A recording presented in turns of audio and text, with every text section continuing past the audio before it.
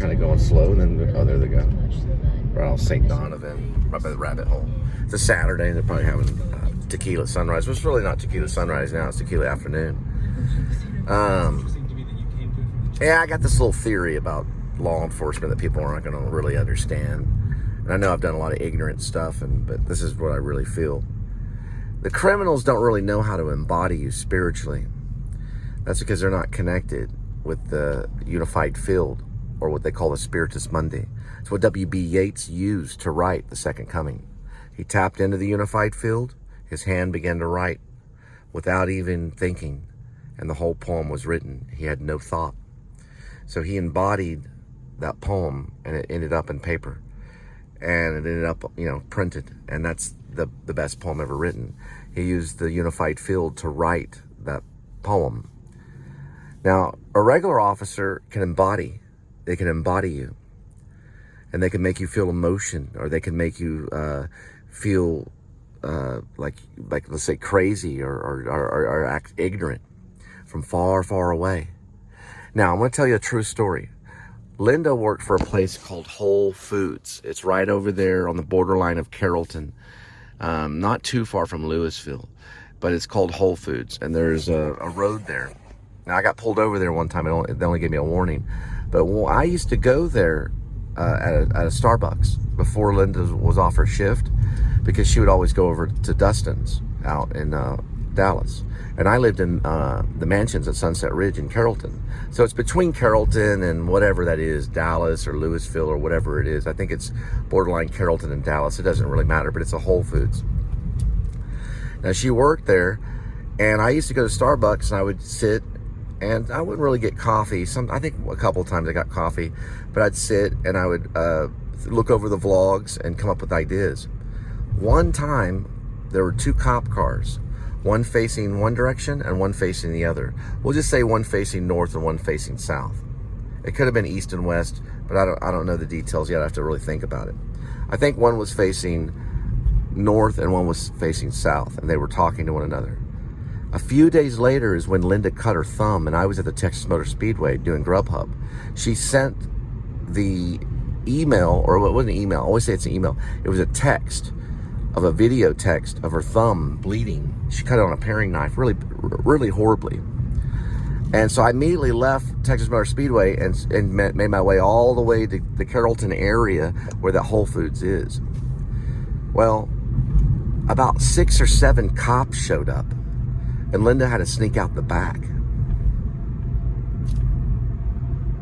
And she cut her thumb pretty bad. The paring knife was, I think, in the sink. She did the same thing at the subway around here, but they weren't able to really tap in and stuff. But there was a blonde-hair cop over by the Waffle House. Oops, hang on for a second. Speaking of the devil, I'm not going to be able to get that one. Hang on, just give me a second. There we go. Now, speaking of the devil, there was a blonde-haired cop that I was at the Waffle House, and I was doing favor. And this was back right before I got the ticket for taking the...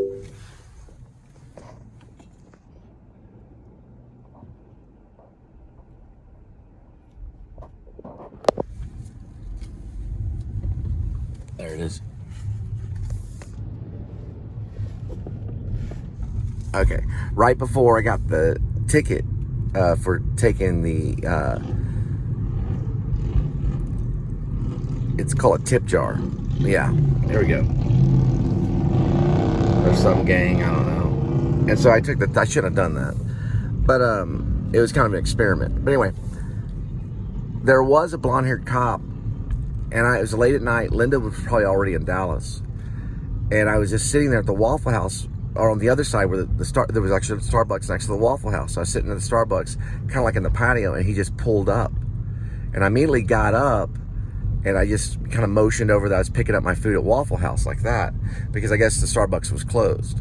So I went and got the Waffle House stuff, and like I was only there for a few moments before he pulled up. Now she cut her thumb again at the Subway over there by the neighborhood Walmart, right over there by Lake Worth. And sometimes there were cops over by the 7-Eleven over there by Sonic, which she worked at the Sonic too.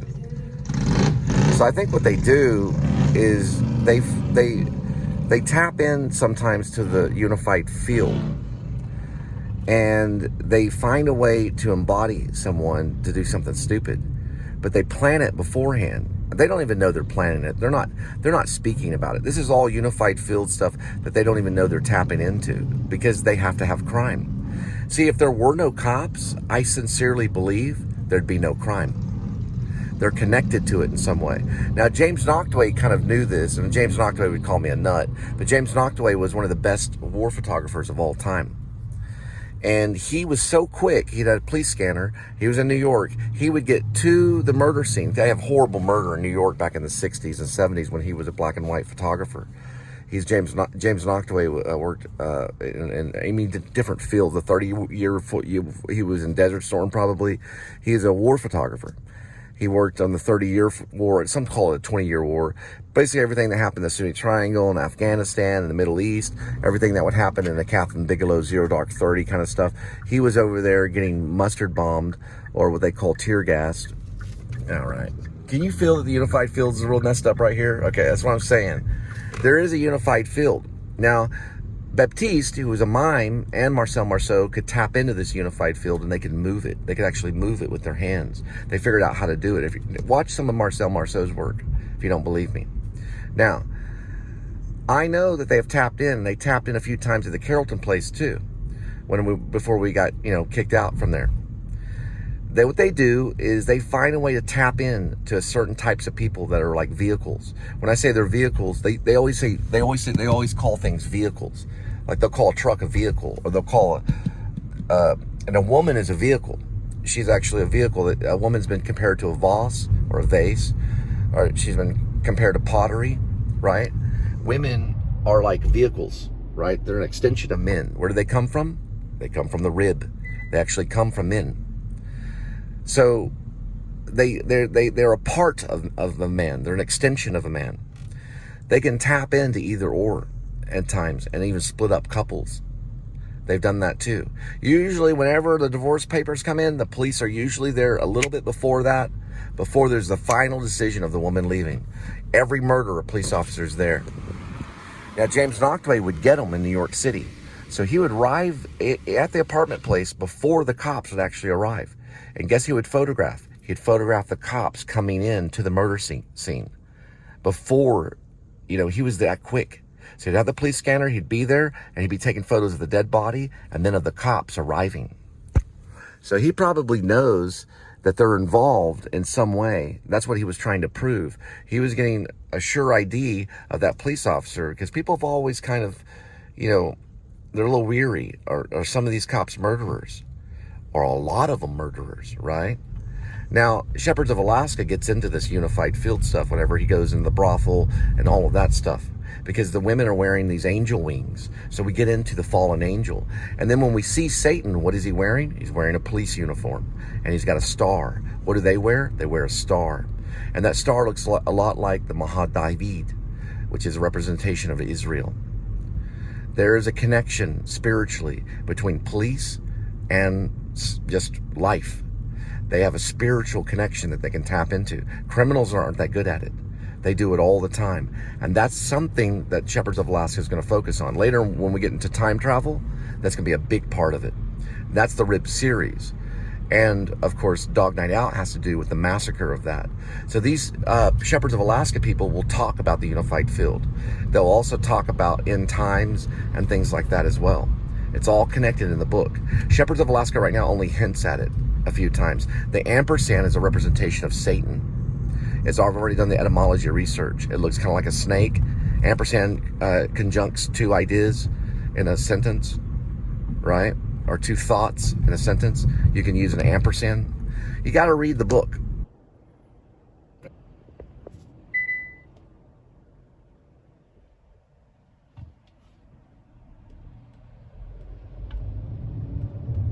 Also, I think many of them go undercover. They relay messages. Now, here's my last little argument about,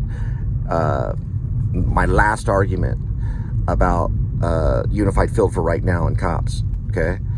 Now, when I was running around like a nut, taking photos of people jogging, which all I was doing is jogging in one path. If someone passed me too close, I took a picture of them. And yeah, I did say gotcha to the lady and all this stuff. This cop got several complaints, right? Her name is Collins. She knew exactly where my turnoff would be, which was on Red Cardinal. That's my average turnoff. I didn't even recognize that she was a cop.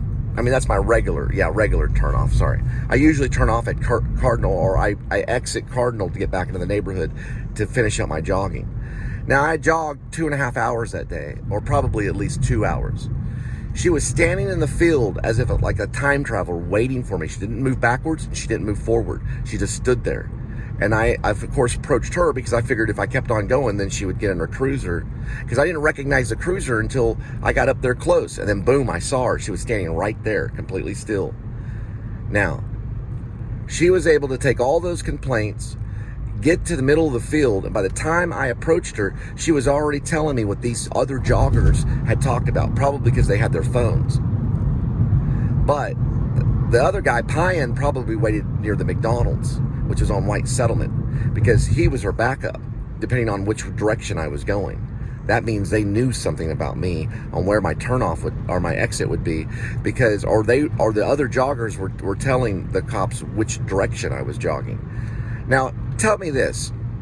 Why would they not de-escalate that? Because for one thing, I went down closer to the Trinity River while the other jogger went up higher. There was no joggers around me when I pulled up.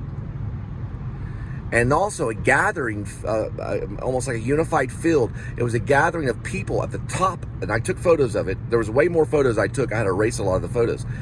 They were all gathered, conspiring, basically, making phone calls to the police. This is all over photographs. And I wasn't like getting in front of them. I wasn't blocking path. That's the reason why she didn't arrest me. She knew I was following my own path. And whenever they would pass me, I would take a photo, right? Like if they'd come right by my elbow, I'd take a photo. Or if they ran up behind me, I'd turn around and take a photo. The reason why I did that was because my sister was murdered, probably by a police officer, about 4 or 5 days ago. I'll get the exact date. Or really nobody knows the date but the Burleson Police Department, who was covering this up. If they were to send someone out there by the Trinity River to kill me, which that's probably what they were hoping Collins would do, as well as Pyan, that's the unified field. The only reason I wasn't killed, because whenever I saw Collins, I immediately showed her my iTouch, which is my iTunes, my iTouch, right? It holds iTunes. It's basically like a shuffle that has a camera on it. Well, it's basically an iTouch. It's got a screen and a camera, like a mini iPhone. Showed her that I had it and walked over and talked to her. Once I talked to her, that's when she was smiling and stuff. Now, Pyan pulled up too to basically run all my information, all right? These are days after my sister was murdered, probably by the police, or at least they embodied her to murder herself. Now, I tell you this, these cops, they're connected to the unified field. Most important thing you need to know about cops, they try to control art as an ART, not Art Button. That's a Sunday school teacher that's also Catholic for the Protestants. I'm talking about artistic creation and the artist. They know the power of the artist, especially here in Texas. Not many films are made in Texas, not good ones. There's a lot of indie films that are involved here. Well, there are plenty of B films and indie films made in Texas, and the cops are involved with every single one of them, I guarantee you. Now, if Terrence Malick came in to make a film in Texas, the cops wouldn't be heavily involved. If we made Shepherds of Alaska with Martin Scorsese's production, meaning if he produced it, there wouldn't be a cop on set, I promise you. There'd only be actors. They get too involved in that unified field. What do actors get involved with? The present moment field. That's different than the unified field. They stay in the present moment. These cops, they go into seances and shit in their head to try to catch these criminals. Now listen, it's a fact that cops have used people that had sixth sense, right? People that were prophetic, people that were psychic. Thousands upon thousands upon thousands upon thousands of cases. They have used psychics to actually catch people. It's true, and they've documented it. The FBI has files on it, right? They've actually taken psychics out and caught either the criminal or caught the missing person. They use dogs too, But they go into that. They can go into that. The only filmmaker that's really explored this to a heightened degree is a guy named David Lynch. And that guy, right? He explored demonic possession, and he explored how the FBI have got involved in this demonic possession, especially in Twin Peaks Return, and the unified field, which he had a whole diagram based on that he could tap into daily when he was writing Twin Peaks and Twin Peaks Return. There's been park and recreation killings by the police. They have a famous one that used to be on YouTube. So the cop went up and talked to this crazy guy in the park. He's talking to him, and then all of a sudden the crazy guy, without hesitation, I mean without any reason at all, turned 100 degrees around and ran away from the cop. The cop drew his pistol, his sidearm, and fired in his back, killing him. That cop got the death penalty. That's something went on there, right? So when I saw the cop, or Collins, in the middle of the field, I knew immediately my life, okay, this is a weird little moment. My life would be in danger, possibly. So the first thing I did was this. I showed her what I was holding, which was my iTunes, the iShuffle. It's an iTouch, and I showed her that I was holding it, and you know I had the earplugs in my head and stuff. So by the time I got there, I had to turn off the music, and I was trying to turn off the music while I was talking to her.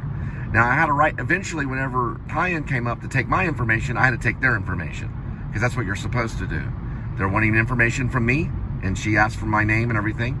And so then I asked information from her. That's why I know her name is Collins.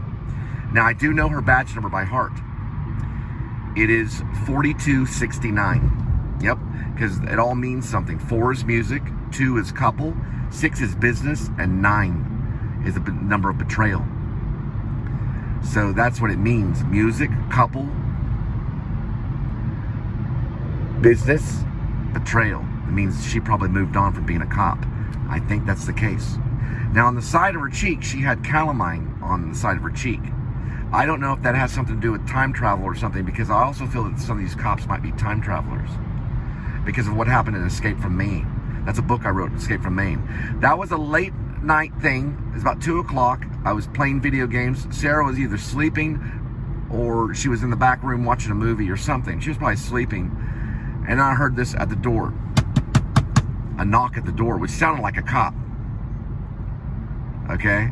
So I get up and I'm like, that's a threatening knock at 2 o'clock in the morning. And I was playing video games with a headset on, drinking grape soda and smoking Camel Silvers. I wasn't making any noise at all. And plus that place, that Ridgemore Plaza, those walls are thicker than hell.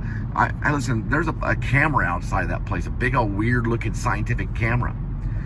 So what I did was I walked over to the door, but I didn't look through the peephole. I just had an instinct not to look through the peephole for some reason. I just couldn't bring myself to look through the peephole. So I simply said, "Who is it?" And the response was, "Me." And I immediately became very frightened. I think I even called 911. I know I called the police. Well, 2 officers eventually showed up and no one was there. They looked around the apartment. They looked around the outside, went around the stairs. They came in, and those guys actually looked like time travelers. They were like, not a single lint on their uniform. Everything was iron perfect. Their hair was, it was like they were too perfect. And they were like, "Well, you did the right thing. You called us." And they even talked like they were in a movie. So Sarah was, I think, awake at this point. I said, "Yeah, they knocked on the door. They said me. It was really crazy. So I called you." And they said, "Well, that's what you're supposed to do. Just if anyone knocks on the door at this late at night, just give us a call." Right? That's in the book, Escape from Me. If it's not in the book, it's supposed to be in it, or it was removed by time travelers. Okay? That's supposed to be in the book. Now, if it's not, then I'll have to write it and put it in there, because I have not found it in the book when I go back and look at it, and probably you haven't either. It's under my pen name, Ash Cole. That's when I begin to think about time travel. Was that me coming back to remind me? And what was I going to tell myself to do? I have some theories that I don't want to talk about. It had to do with my relationship with Sarah, which was probably a pretty important relationship. I was probably trying to tell me something about that to maybe keep our relationship together. That was my first wife, Sarah. Also known, well, the original name for Sarah is Sarai. and Abraham, and the original name for Abraham is Abram. But before I met Sarah, I was reading a lot of Faulkner, and I was in my apartment over there off of Crowley, in Crowley, right off the train tracks, and I was reading a lot of stuff. That's when I measured my IQ, and I was smoking cigarettes, and I was doing Zoloft, because my sister had me on Zoloft, and Kit knew who I was. He was a police officer at the time. I think he was just a beat officer at the time. Now he's the chief of police. He might have been a sergeant. He probably was a sergeant. It doesn't matter his rank, but anyway, they'd come over and, and hang out, whatever. Now, I had a computer at the time, and I went online, and I just wanted to measure my IQ, because I was reading a lot of Faulkner. I was doing a little bit of writing, but I was doing a lot of reading, because I was also working at Tony's, which was a restaurant, and I eventually started working at Filmpak. I measured it, and my IQ read at 170. It's a true story. And I also was playing guitar a lot, too. Eventually, I meet Sarah, and Sarah and I get married, and we moved down the street to Mustang, right next to that apartment complex in Crowley. There's a street called Mustang. Eventually, we lived there for a couple of years. I get hauled into JPS like crazy by these police all the time, because I would just sit there and talk like I do now. I have a talking problem. Then we eventually moved over to Ridgemar, and we were in Ridgemar 2 years, and that was a cool place. That's where the incident happened, when they knocked on the door. It was probably between 2007 and 2009. My mom said we gotta lower the rent, because back then she was helping with a lot of stuff, because it was my first marriage. So we decided to find a place that was $200 cheaper, and we ended up in Ghettoville, White Settlement. So we go to White Settlement. That time it was called La Plaza Townhomes. And then they changed that name several times. It's where George lived. And George's favorite movie that he kept in the little library of movies, he was a landlord at the time, was Blue Velvet, a movie that made my top 6. I talked to George too not very long ago. He still lives there, but his favorite movie still is Blue Velvet. There's a unified field, and I think cops, they have to be kind of tapped into that type of field at times. I'm not saying they're always tapped in. Criminals have trouble with it, because they bounce off all these different fields and stuff. But the cops do it, and sometimes the evil cops can manipulate it in a bad way. They can embody somebody and make them jittery. Right there. Probably can go anywhere he needs to go. He's hauling butt too. He's got a V6 in that thing.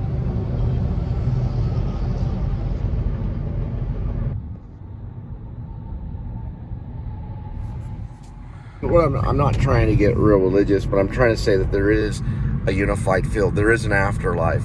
And what we learn in Christianity is this, that we are all immortal. So this stuff is going to be going on for all of time. And people say that to me, like when one time we were arguing about a play that we were going to do called A Ghost of Chance. That's a good play. Go see it if you can see it. It was written by a California guy. He was a playwright. He did it first in Florida, and then later on I think he did it in California. But the play is called Ghost of a Chance. It's a great play. But the reason I'm mentioning that is because one of the directors in that, we were arguing whether we should do that play and whether we should show up at rehearsals, and then like the Center Theater was going to get ready to do Miracle on 34th Street, which is what we all ended up kind of doing, or at least I did. And we all just kind of threw away that play, but we read it. And the lady, she may not be alive anymore, but her name was June. I believe she went by something like Woodson, or something like that. I'll have to find out her name. She's an author. She has her book in a library in Dexter where Stephen King grew up. Her book is in that library, and I read some of it, and then she was like, "You stole my book! You stole my book!" And I had to give it back to her, because I was taking my time reading it, because I was reading like 6 books when I was writing the thing. I gotta go here in a minute. But anyway, she told me, or no, he called me and said, "Well, we may not be doing the play." It's 2004. Over there. We may not be doing Ghost of a Chance. And I said, well, okay, well, I'll probably end up having to do Miracle on 34th Street. But we kept arguing because we wanted to do it. And the guy said to me, he said, listen, we're not going to be arguing till the end of time. He's actually not so true on that. You do, and you can argue until the end of time. You can argue a point until the end of time, because that's what they do in hell. These people that keep sinning and doing the same sin over and over are having an argument with God, and it gets them in hell. And if you read what Dante Alighieri was talking about in the 9 levels, is that argument happens on different levels of sin. So if you're sexually immoral, you end up in the sexual immoral part of hell, where you slice into one another like knives, slicing into flesh, right? Where a lot of cops are going to end up. We're on Patriot right now. A lot of them are sexually immoral. They've been known to be that way. There's a lot, and when I learned in New York, when I was at the studio, there was a play there called Black and Blue. And Black and Blue was about homosexual cops. So they have a problem with being sexually immoral, according to the Bible. And it's also been proven that a lot of them watch, you guessed it, naughty films. And we're talking real naughty films like XXX. They do. And it contributes to their immorality with sex. That's probably why they're cops. It's connected to that, and the unified field too. So they can switch over. They can stop being these killers, and they're going to have to when the new Liberty Party forms. And I'm going to tell you about that later when I take away their sidearms. All right, we're at ROADIEXD, and we're going to pick up a package and count everything like we usually do, and hopefully, we won't have any overflow or underflow. There is the roadie. Not be there. That's going to have to be captured. That's an important item. Now we're on a weekend. Do my karma points for the day.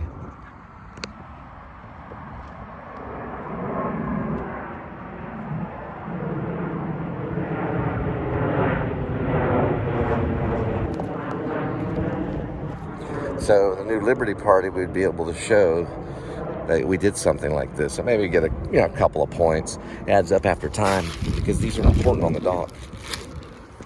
You get a karma point, and later on you'll be able to cash it out at Walmart.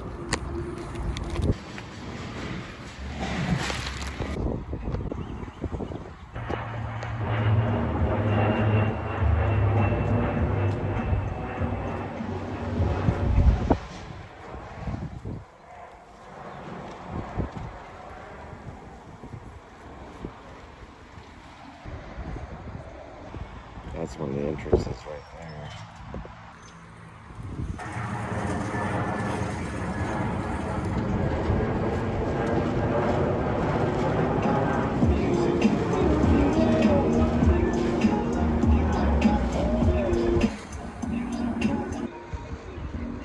Listen, let me tell you something about me being a YouTuber.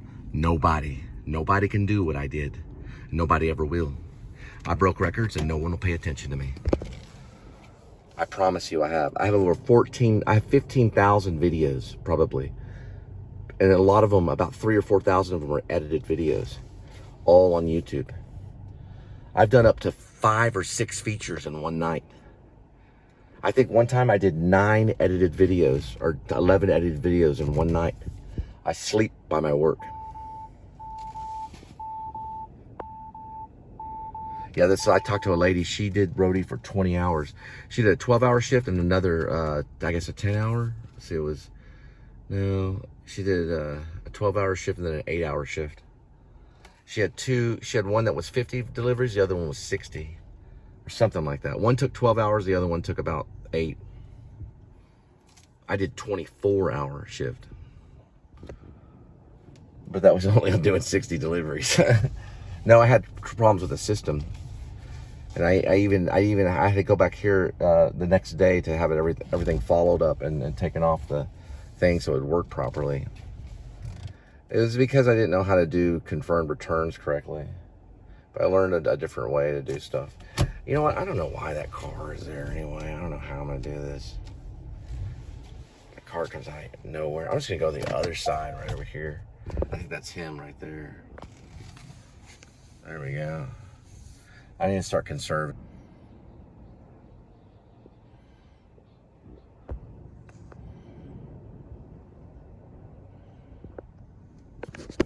All right. Everything's scanned in the batch. But we forgot this. It's called the trunk.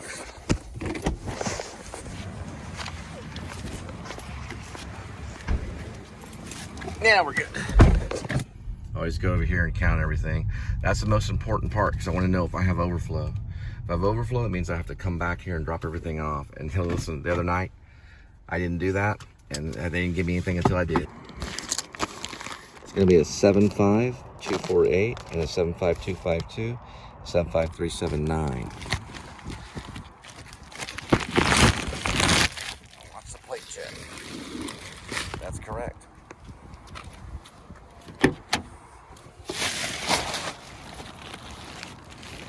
Now, this one is a different zip code. 75248, 752, no, it's not the same. Good to go. Good to go. That's good news. Those two are the same.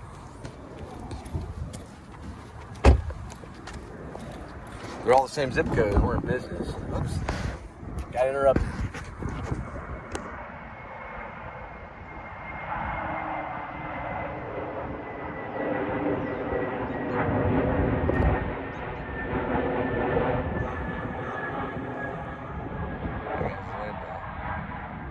I was joking.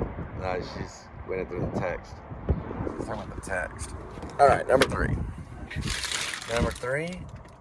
Oh, wow. Yeah, check this out. We might be in the same zip code for all 3. Let's see something. 75248, 75252, and 75379. 379. 379. Good to go.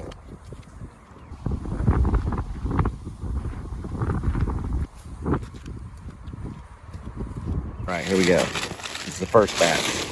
We got our ones. All same zip code. Woo. There we go. Going for the 2. It's a little heavy. Probably computer or something. There's 2. There's a 3. There's our 4. There's our 5.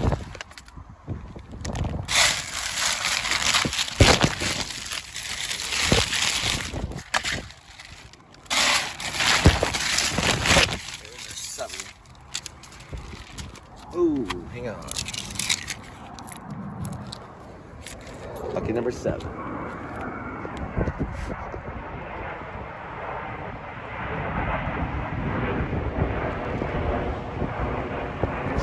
Now we're going for 8. Yep. There's stuff in there.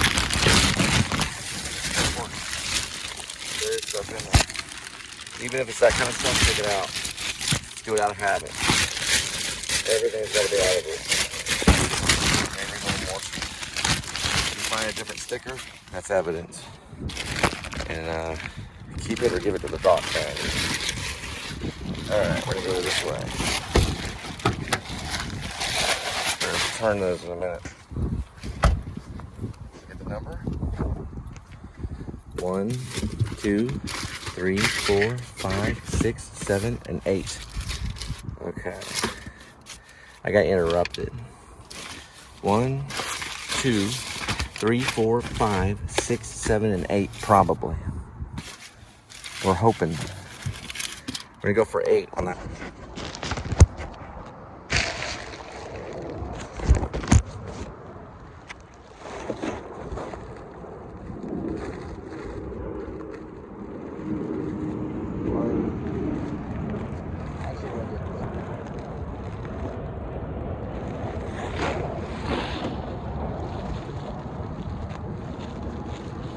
There's 1, 2, 3,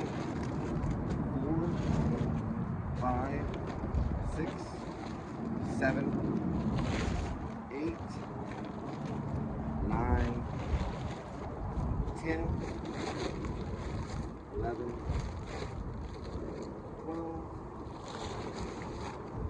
13, 14, 15, 16, 17, 18, 19, and 20, 21, 22, 23,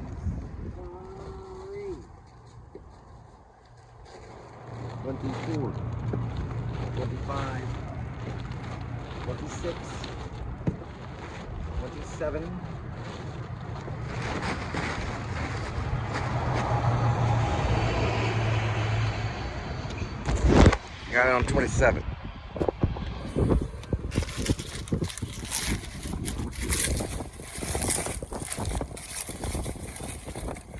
We got the 1.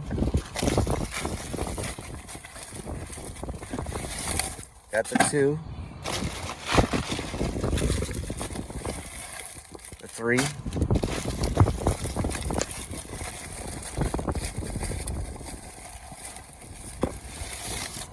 There's 4. 5.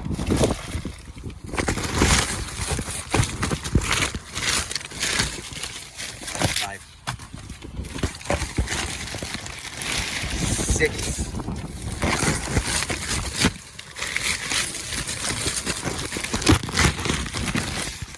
7.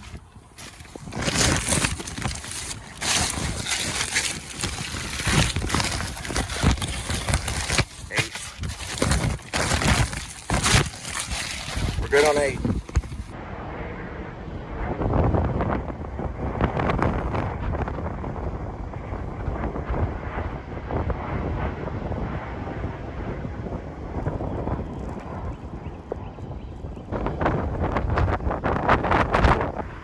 Got 3 different bags, all numbered 1 through 3, all the same zip code, and 3 different areas. They do it that way on purpose. They order it when they throw it in the bag. I'm pretty sure they do. I hope so. All right, let's drop off our bags, our batch bags, and we'll head out. I got those back there. I got stuff in the trunk. That's what I do. I put 3 different areas of each batch in 3 different areas. It worked out for me the other day, so we'll see what happens today. Don't like to see the kids. Not really. It's not a toddling playground. We're just gonna sneak around here and break some of the rules. That kid's over there. I'm just gonna shipping product TIV, whatever that is. And I'm just gonna walk it right under there. Just park it right here. Those guys make good money too, the little vans.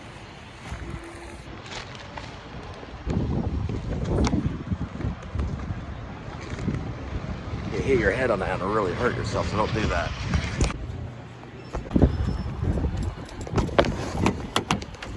Roddy needs to get a daycare. You ever seen Pursuit of Happiness?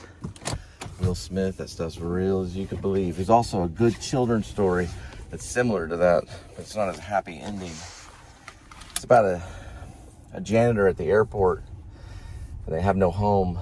Him and his son live at the airport, but they clean up the airport all day, and I guess they find a place to sleep at night. The lady that wrote it was called Eve Bunting. She lives out in California. She's from Ireland. She does children's stories.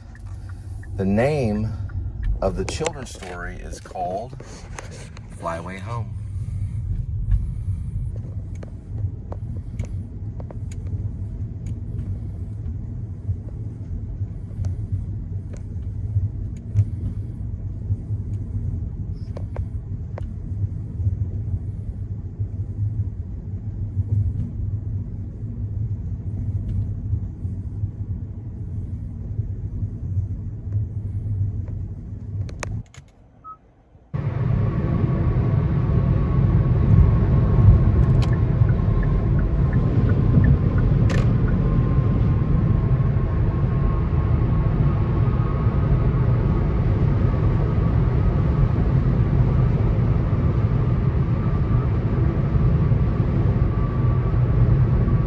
Working on, I believe, chapter 69. I'll have to double check, but Jed Wilson's on a dock in Alaska. These crates come in, but they're actually made out of cardboard, about what a refrigerator would be packed in. They've got wood lining, and they're wrapped in saran wrap. He goes in, he takes his little ripper, I call it a ripper. Basically, it's a razor blade, one of those razor blades like the terrorists use to scare people with. It's a box cutter. There we go. It's a good box cutter. Probably the same type that they used. It opens up and he cuts through the saran wrap and then right into the cardboard. And he's just going to test it. So he brings his hand in there, opens it up, reaches in there and grabs a case and pulls it out. Styrofoam peanuts are all surrounded around it and go falling on the ground. Takes a case, which is a briefcase style kind of thing. It looks more kind of futuristic almost. Puts it all on 0. They open up, a little bit of air comes out, opens it, and right there is the HK47A1, all black. On the other side of it, right there's another little part of the case that snaps open, and that's the silencer. He weighs the silencer and puts it back down, shuts it, takes the HK, cocks it, does an empty click, then takes the clip out, looks at the clip, blows in it, puts it back in, locks it, puts it back in the case, shuts the case door. Well, he shuts the silencer case door because that's inside of it to protect it. And then he shuts the case door with the HK47A1. Then he pushes it in, he looks at the dock, he says, that's the HK47A1. He goes, okay, it's going to the greater militias. It's going to be you and Droopy and Poopy's first assignment. Their first assignment is to make sure about 100 HK-MP7A1s get to the greater militia out in the middle of a field. And they're going to take his GMC truck and probably haul about, I'd say about 30 of them to make the meeting. There'll be another van that we don't even know who's in it behind him. We'll meet those guys later. They'll probably be Poopy driving the van behind him. Well, no, Poopy would ride with him because Poopy poops. Yeah, Poopy would ride next. Well, no. Actually, you know what?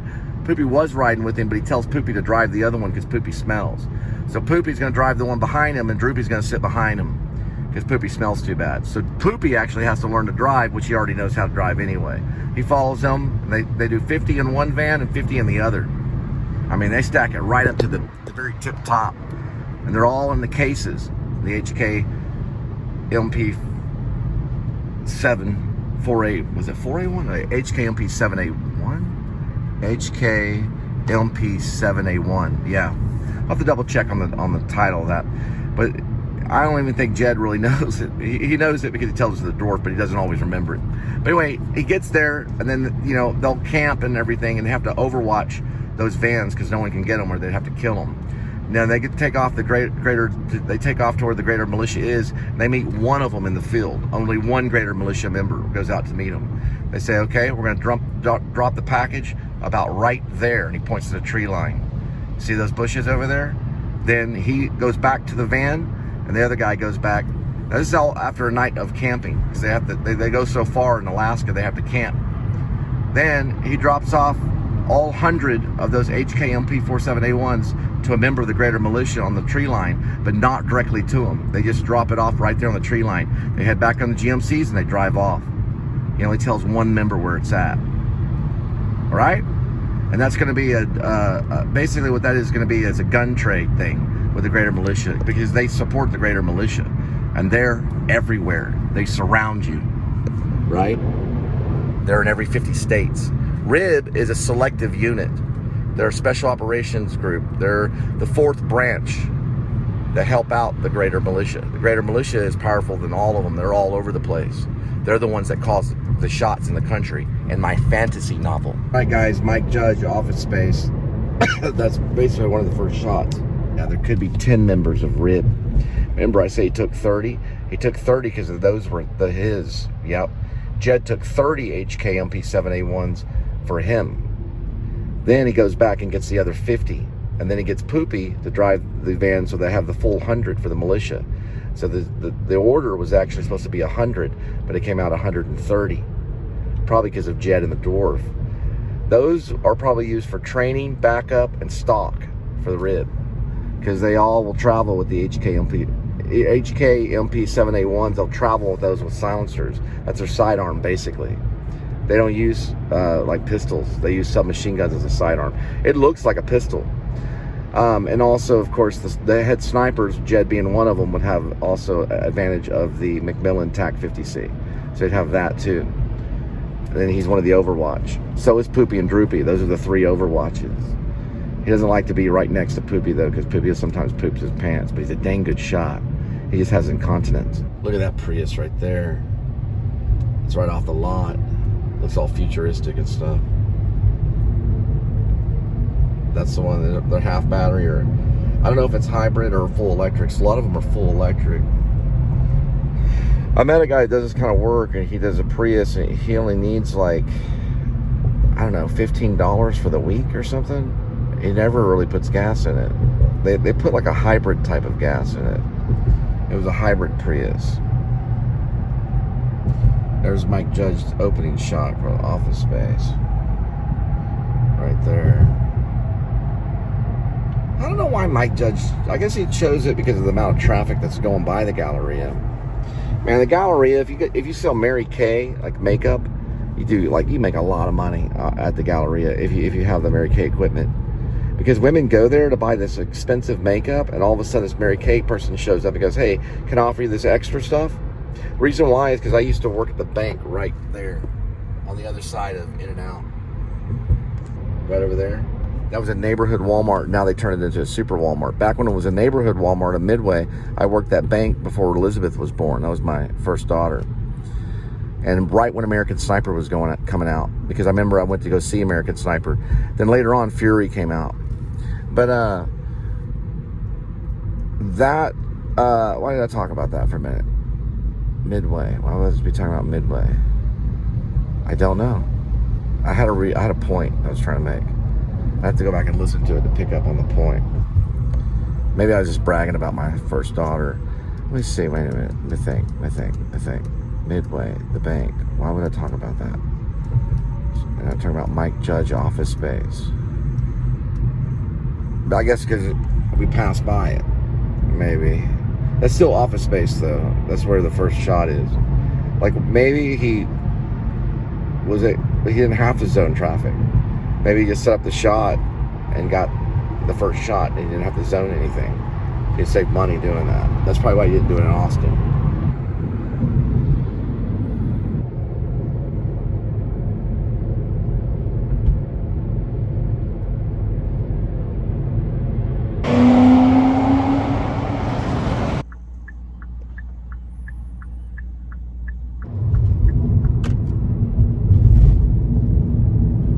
So they call it Texas A&M Agri-Life. It's like a botany center.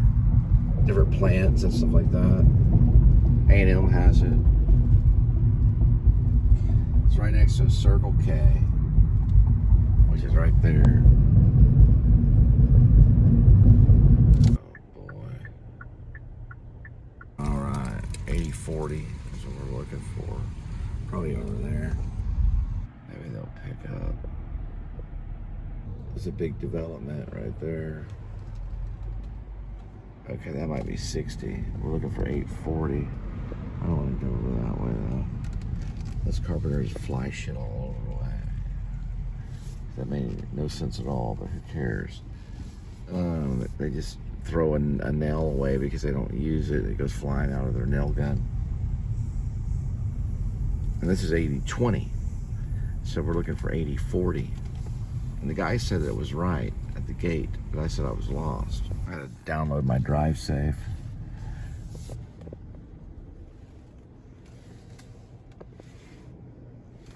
When I get older, losing my head, many years from now, would you still send me a Valentine, birthday cake, and a bottle of wine? That's not how it goes.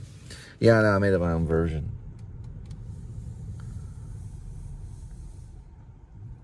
It goes, when I get older, losing my head, many years from now, would you still send me a Valentine, birthday greetings, a bottle of wine? Now, what did I do wrong? When I get older, losing my head, many years from now.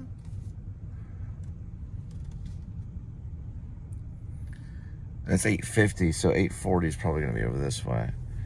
When I get older, losing my head, many years from now, would you still send me a Valentine, birthday greetings, a bottle of wine? Yeah, I think that is how it goes. I used to say birthday cake or something like that. We're just going to go here. Some old guy forgot to park here. Got it.